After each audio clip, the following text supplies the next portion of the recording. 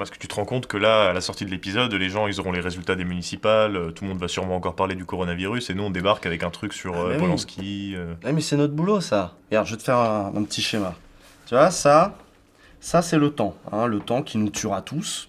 Il est là. Ici, c'est l'intérêt pour un sujet et le nombre de commentaires que ça produit. Voilà. Ça, là, par exemple, le résultat des municipales. Bam, intérêt énorme. Hop, et puis ça va retomber comme ça. Voilà. Et ça, c'est le taux de saturation des gens. C'est-à-dire là, les gens en ont précisément plein le cul des municipales, par exemple. Voilà. Très bien. Bon, bah nous, si on veut parler des municipales, il faut attendre que là, ce soit redescendu. Il faut croiser la courbe. Et là, on fait notre épisode à peu près là, au moment où c'est intéressant. Voilà. Tu vois, c'est bien les dessins, c'est sérieux, ça fait sérieux. C'est pédagogique. Bah oui, parce que les gens, c'est un peu comme des enfants. Il faut leur faire des dessins, sinon ils comprennent pas. Faut partir du principe qu'ils sont cons, en fait. C'est ça.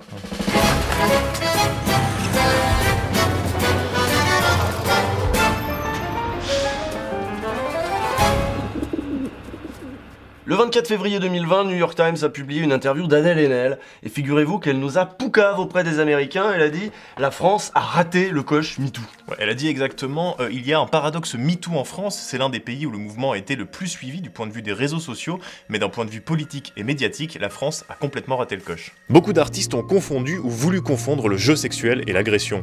Le débat s'est positionné sur la question de la liberté d'importuner et sur le prétendu puritanisme des féministes, alors qu'une agression sexuelle est une agression, pas une pratique libertine. Adèle Haenel fait ici référence à cette tribune publiée dans Le Monde et qui avait recueilli la signature entre autres de Catherine Deneuve.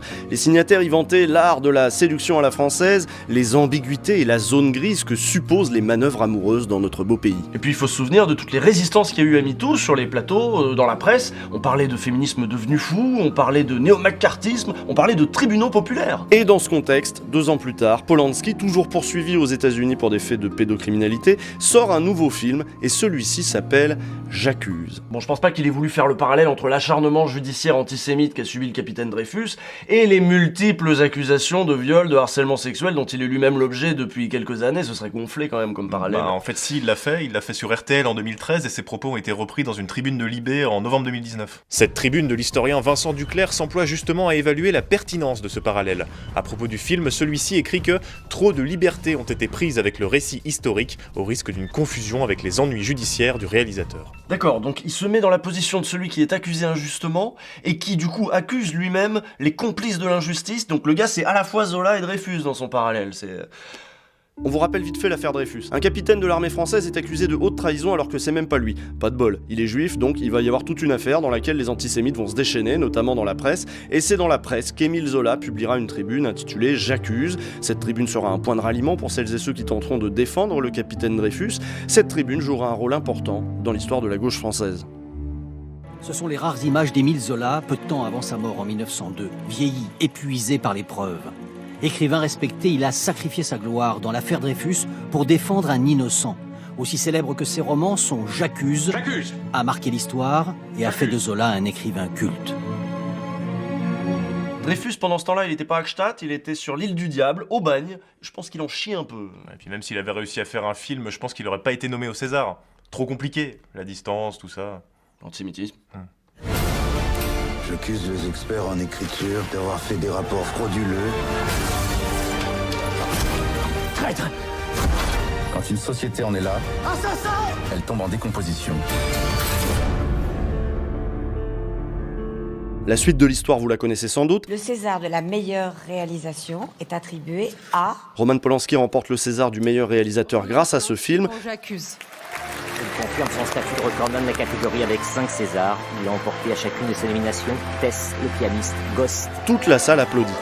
Toute la salle? Non. Un petit groupe de femmes résiste encore et toujours à la machine à blanchir les agresseurs sexuels, et c'est ainsi qu'Adèle Haenel s'est levée et a offert au monde du cinéma une image qui fera date. Cette image, elle a fait jaser, bien sûr, parce que je vous rappelle qu'on a raté le coche MeToo. Ça veut dire que la salle, là, à ce moment-là, elle est remplie de gens qui ont plus ou moins raté le coche MeToo. Et ils sont là, oui, il faut séparer l'homme de l'artiste, on sait pas... Enfin, ils sont pas prêts, quoi. Mais attends, c'est pas Polanski qui fait un parallèle entre sa situation et l'affaire Dreyfus, donc entre lui et son œuvre? Il sépare rien, en fait. Oui, bah va dire ça Éric Zemmour. Mais il faut savoir distinguer L'artiste de l'œuvre, c'est la base de la civilisation. Ah ouais? Mais moi je croyais que c'était l'agriculture le fondement de la civilisation. C'est pour ça que toi, t'as pas de chronique sur CNews, t'es pas sur CNews tous les jours, c'est nul ce que tu penses. Bon là, on a pris Zemmour, c'est facile, mais on aurait aussi pu prendre Richard Anconina sur Europe 1 qui galère un max. C'est pas votre connexion, c'est lui qui rame, vous allez voir, ça patine un peu. C'est pas ça le cinéma, c'est pas ça se passe pas. Il n'est pas question de minimiser des agissements inacceptables, d'accord, qui ont eu lieu il y a 55 ans, ou 50 ans, ou 40. Bon. Ah oui, galère, hein. Mais de ouf. Il dit on va pas minimiser, mais vous allez voir qu'il va minimiser quand même, parce que quand même le cinéma... C'est pas possible, on peut pas mélanger. Mais là, à ce moment-là, c'est tombé comme un truc un peu violent et je peux comprendre les gens que les gens soient... Bon, c'est chiant, mais vous avez compris que Adèle Haenel, elle exagère pas quand elle dit qu'on a raté le coche MeToo. Mais le geste de l'actrice lors de cette cérémonie des Césars n'a pas suscité que ce genre de réaction, heureusement. Virginie Despentes y a vu un geste puissant, politique. Ce geste lui a inspiré une tribune dont le titre sonne comme un slogan « Désormais, on se lève et on se barre ». Vous l'avez sans doute déjà lu, en tout cas cette tribune a été beaucoup partagée, beaucoup commentée, elle a suscité beaucoup de réactions, mais bon, s'il y en a qui l'ont loupé, est-ce que tu peux nous en lire un extrait peut-être? Moi je pense que ce serait plus intéressant de l'écouter lu par Pascal Praud. C'est vrai. Quand ça ne va pas, quand ça va trop loin, on se lève, on se casse, et on gueule, et on vous insulte, et même si on est ceux d'en bas, même si on le prend pleine face, votre pouvoir de merde, on vous méprise, on vous dégueule. Nous n'avons aucun respect pour votre mascarade de respectabilité. Votre monde est dégueulasse, votre amour du plus fort est morbide, votre puissance est une puissance sinistre. Vous êtes une bande d'imbéciles funestes, le monde que vous avez créé pour régner dessus comme des minables et irrespirables. Alors, il y a beaucoup de choses dans cette tribune, mais on peut peut-être commencer par le style. Oui, bah c'est choquant, il y a des gros mots, il y a des mots crus, elle appelle un chat un chat. Je lis sa phrase, les gros, les puissants, le viol est ce qui fonde votre style. Vous vous rendez compte de dire ça? Bien sûr, c'est... Non mais enfin c'est monstrueux. Alors il y a Polony qui a réagi, évidemment, elle a dit que c'était un truc fait pour choquer le bourgeois. Oui, mais ça marche bien. Mais bon, le but c'était pas juste de choquer le bourgeois, vous vous doutez bien, c'était de choquer tout le monde, d'alerter tout le monde sur la brutalité du pouvoir, dont le César à Polanski n'était que la dernière illustration en date. Et des illustrations, des exemples, dans sa tribune, Despentes en évoque même d'autres. Elle parle des violences policières, du 49.3, elle parle d'un pouvoir qui ne se contente plus de nous imposer sa violence, mais qui exige en plus qu'on l'applaudisse et qu'on l'admire. Macron, Polanski, même combat, finalement le combat d'un vieux monde qui ne comprend que la force, d'un pouvoir qui ne veut pas s'amender, qui n'écoute personne et surtout pas les plus dominés. Elle rappelle également que derrière Polanski, il y a tout un monde de complaisance, des gens qui produisent ces films, des gens qui récompensent ces films, et ces gens-là, ce soir, ils avaient envoyé un message et ils nous avaient sommé d'applaudir. On applaudit les investisseurs puisque pour rassembler un tel budget, il a fallu que tout le monde joue le jeu. Gaumont Distribution, les crédits d'impôt, France 2, France 3, OCS, Canal+, la RAI. La main à la poche et généreux pour une fois, vous serrez les rangs, vous défendez l'un des vôtres. Alors ce jour on a parlé de cinéma, mais quelques semaines plus tôt on parlait de patinage artistique, du monde du sport en général, on a parlé du monde feutré de la littérature plus tôt dans l'année avec l'affaire Matzneff, là où il y a du pouvoir et des hommes en position de pouvoir, on retrouvait les mêmes abus, les comportements prédateurs et le même sentiment d'impunité. Et le milieu des youtubeurs n'a pas non plus été épargné, tout est parti d'un tweet de Squeezie qui mettait en garde ses collègues. Les youtubeurs, y compris ceux qui crient sur tous les toits qu'ils sont féministes, qui profitent de la vulnérabilité psychologique de jeunes abonnés pour obtenir des rapports sexuels, on vous voit. La vérité finit toujours par éclater. Alors si vous connaissez Twitter, vous vous doutez bien que c'est immédiatement devenu le dossier brûlant du jour. Dossier brûlant du jour, dossier brûlant du jour. Alors ça a évidemment agité la toile ces derniers jours, c'est le hashtag balance ton youtubeur.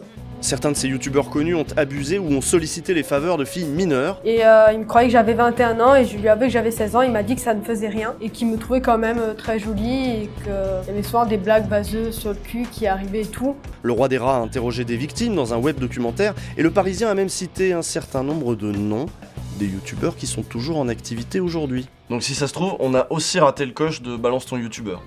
Donc, tout ça pour vous dire que ce dont parle Despentes, c'est pas seulement des Césars, c'est du pouvoir en général, de l'obscénité du pouvoir et de sa violence. Et ça traverse toute la société. Mais elle avance un mot d'ordre. Elle annonce une nouvelle ère, celle dans laquelle désormais on se lève et on se barre. Elle s'adresse à tous les dominés et se dresse face à tous les salauds. Elle qui a toujours pris le parti des marges, des exploités, des violés ou des pauvres. Je suis du côté du peuple bête. Je suis super pour guillotiner tout le monde, mais super pour. C'est une question de... Enfin, désolé quoi. Dans cette nouvelle tribune, elle tente de rassembler, avec un discours de résistance, celles et ceux pour qui ces injustices sont insupportables. Et oui, elle a fait une tribune, dans un grand quotidien, elle qui vient du monde des lettres, la voilà qui prend parti, qui s'engage. Elle renoue ainsi avec une vieille tradition française, celle de l'intellectuel engagé, qui non content d'avoir fait de son œuvre un engagement, va jusqu'à intervenir dans le débat public, le plus souvent par voie de presse. Et en faisant ça, elle retourne à Polanski son parallèle historique foireux, parce qu'on peut pas ne pas penser à Zola, sauf que là les rôles ont changé, maintenant Zola c'est Virginie Despentes et c'est elle qui accuse. Elle accuse les dominants, elle accuse la domination elle-même et son cortège de violence, elle accuse le capitalisme aussi évidemment, mais le capitalisme n'est qu'une forme historique de la domination. Bah oui, un petit virus, une guerre, le réchauffement climatique, le capitalisme ça peut s'effondrer comme un château de cartes. C'est pas vieux en plus ce truc. Mais la domination, le patriarcat et ses vieilles habitudes, l'ivresse du pouvoir, l'arrogance des puissants, ça ne s'effrite pas comme ça. Sauf que maintenant on a un programme, un point de rencontre, ça peut être cette tribune. Et c'est là où le texte est devenu presque autonome dans l'espace public, chacun s'en est emparé, l'a commenté. C'est un texte magnifique, mais surtout c'est un texte fertile et mobilisateur. Nous sommes fortes et nous sommes fiers, nous sommes féministes et encore. Je suis une féministe de la première heure, puisque j'ai fait mes 68, j'ai fait les années 70, j'étais au MLF, etc. Donc... depuis toujours, je suis là-dedans, parce qu'il y a autant de machisme qu'avant. Les hommes sont redoutablement solidaires. Le 8 mars, les mots de Despentes ont été trimballés sur des pancartes, scandés dans les cortèges, et il est évident que cette tribune fera date. À ceux qui disaient que les luttes féministes nous faisaient perdre un temps fou, parce qu'il fallait s'attaquer en priorité au capitalisme, à Macron, et ben là, elle répond avec un texte qui crée des ponts, un texte qui nous annonce qu'on a changé d'époque, et oui, désormais, il faut se lever, se barrer, gueuler aussi. Le silence n'est plus de mise. Et il s'agirait maintenant de ne pas louper le coche. À lundi prochain. En tout cas, je me demande ce que ça donnera le monde du futur qui serait débarrassé un peu de la domination patriarcale, du capitalisme. Je donnerais cher pour voir ce que ça donne, ce monde-là, tu vois. Il faudrait un mec, un genre de messager qui vient du futur, qui nous explique un peu, qui nous donne des infos. Justement, les mecs, je voulais vous prévenir. Non, attends, déjà, on a fait une chronique voilà, sur ces sujets-là. On est déjà 2 mecs, pas 3 mecs blancs pour donner leur avis sur le truc. Après, on va dire c'est du communautarisme, voilà. Donc, vous pouvez partir, monsieur, s'il vous plaît. Merci. On n'est pas intéressé. Ça suffit. On n'a pas de monnaie.